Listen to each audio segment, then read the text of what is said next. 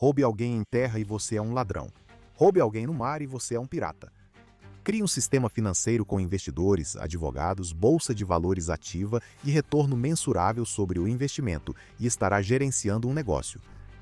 Por cerca de uma década na costa da Somália, esse negócio gerou centenas de milhões de dólares, paralisou uma das rotas marítimas mais importantes do mundo e demonstrou com uma clareza desconfortável como o crime organizado ocupa facilmente o vácuo deixado por um estado colapsado. Esta não é a história de pescadores desesperados em barcos pequenos.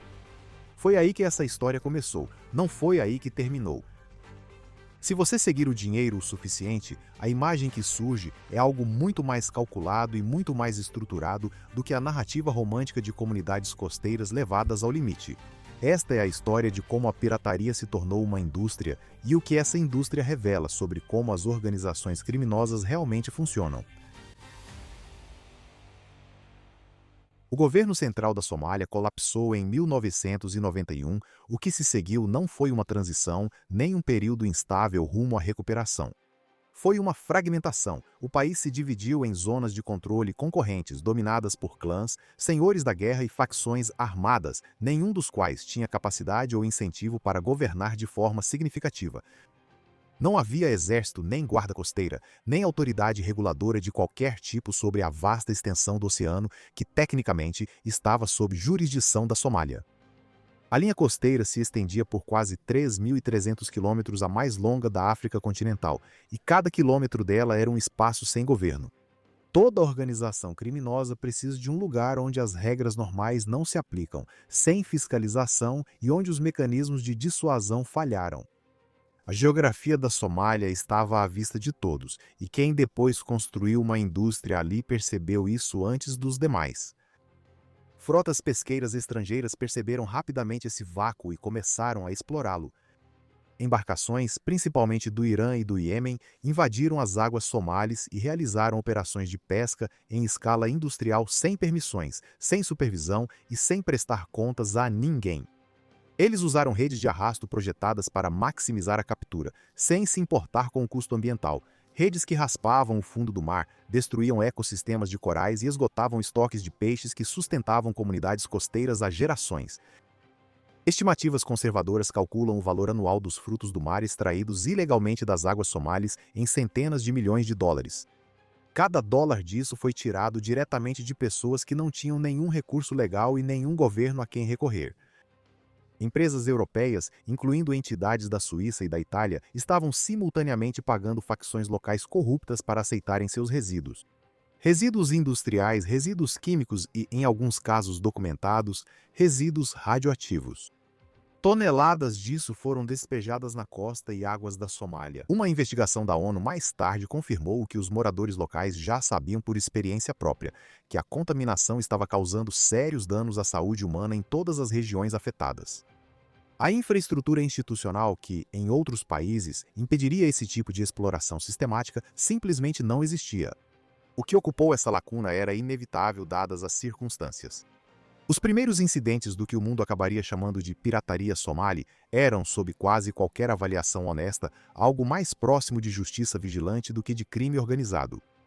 Pescadores locais, que estavam tendo seu sustento destruído por barcos estrangeiros ilegais de pesca de arrasto, uniram recursos e formaram milícias armadas informais. Alguns desses grupos se autodenominavam explicitamente Guarda Costeira da Somália. As táticas deles eram simples: chegar até um navio de pesca estrangeiro, embarcar nele ou se aproximar e exigir pagamento. Uma multa, uma taxa por operar em águas consideradas território soberano da Somália, pelo direito marítimo internacional, mesmo sem autoridade somali para impor essa soberania. O tsunami do Oceano Índico de 2004 acelerou o que já estava se formando.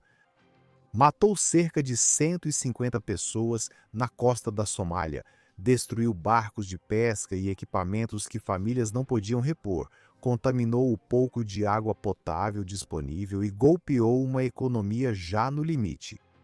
Para comunidades costeiras que mantinham um modelo informal de guarda-costeira ligado à pirataria, o tsunami foi devastador.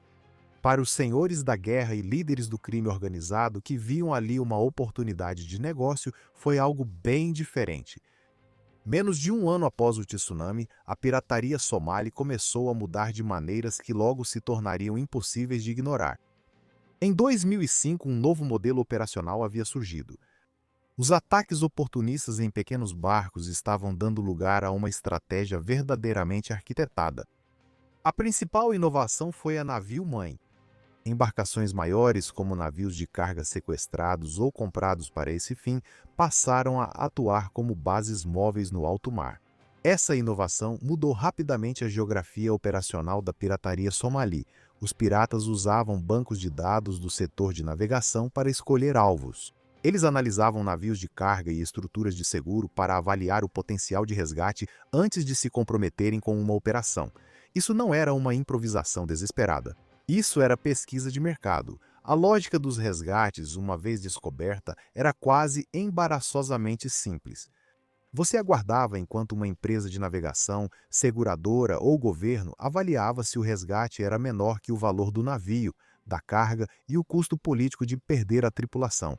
Em quase todos os casos era menor, e então eles pagavam. Navio ucraniano de carvão vindo da África do Sul para a Turquia foi retido até o operador pagar $700 mil. Navio japonês com 20 tripulantes foi libertado por $2 milhões.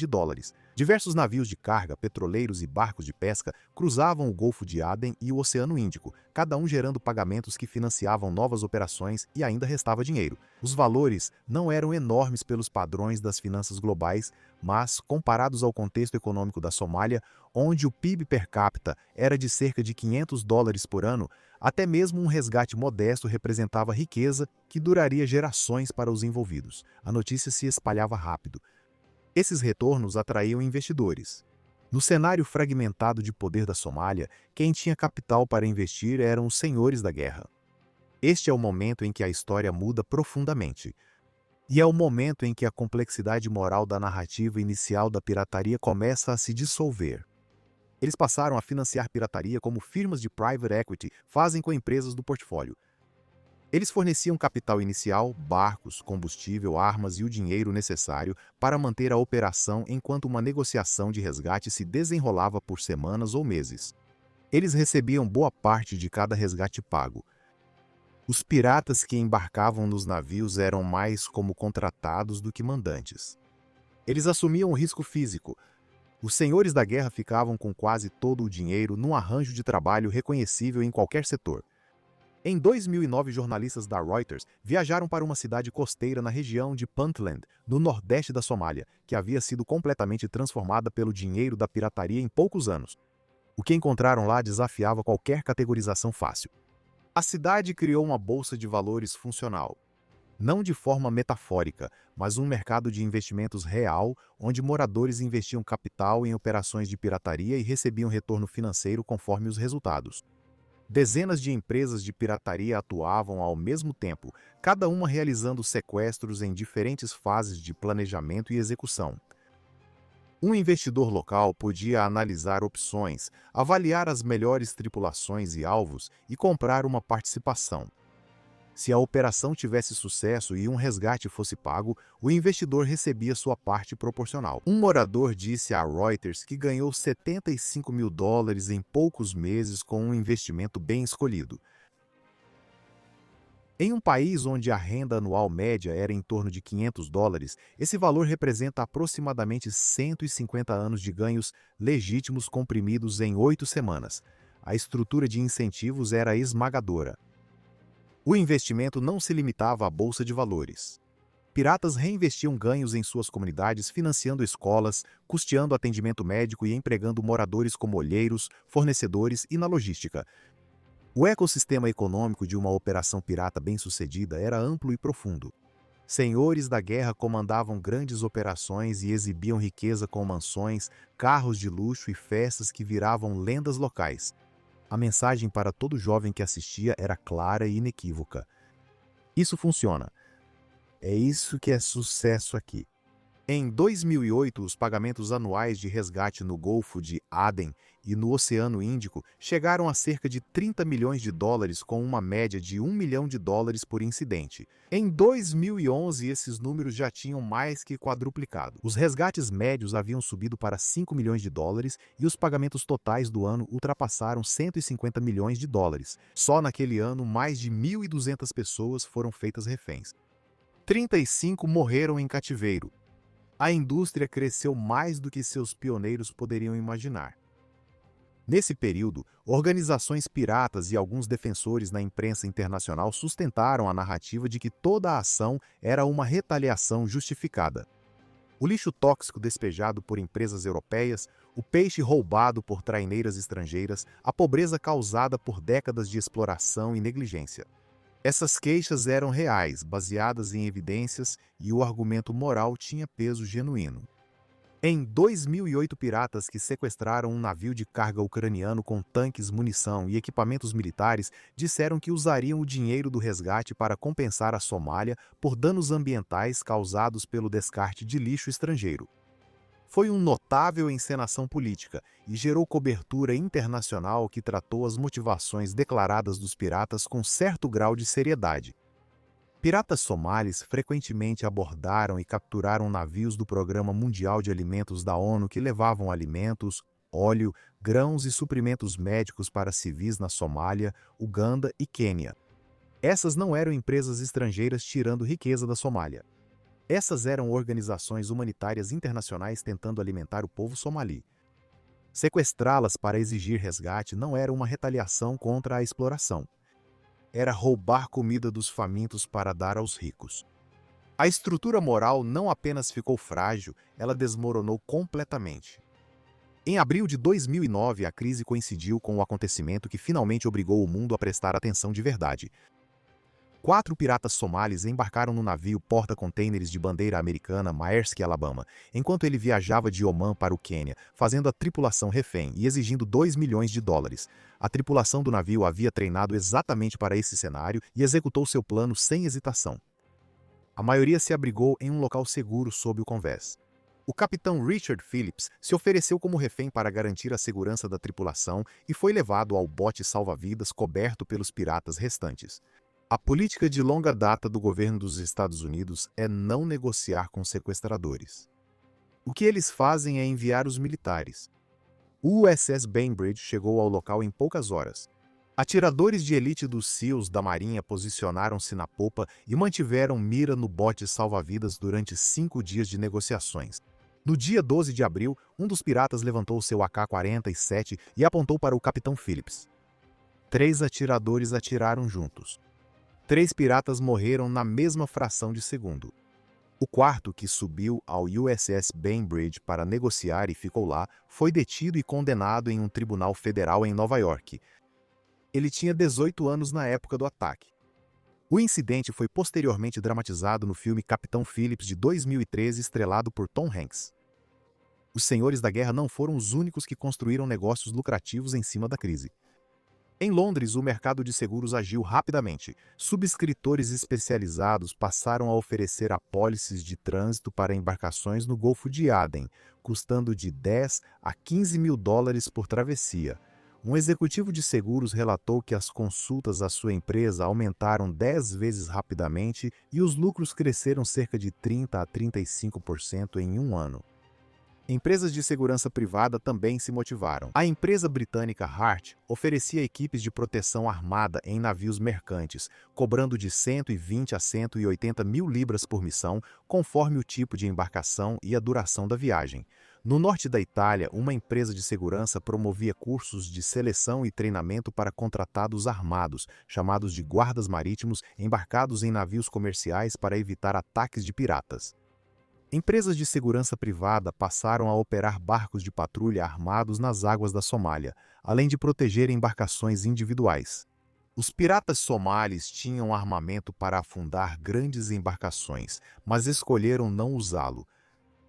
Se essa contenção persistiria com operadores armados privados se tornando comuns em suas águas, era uma questão em aberto sem resposta confortável. A economia dos resgates, que gerou 50 milhões de dólares em 2008 e 50 milhões de dólares em 2011, alimentava várias indústrias simultaneamente, e nem todas estavam interessadas no fim do problema. A resposta naval multinacional que se reuniu no Golfo de Aden representou um compromisso extraordinário de recursos.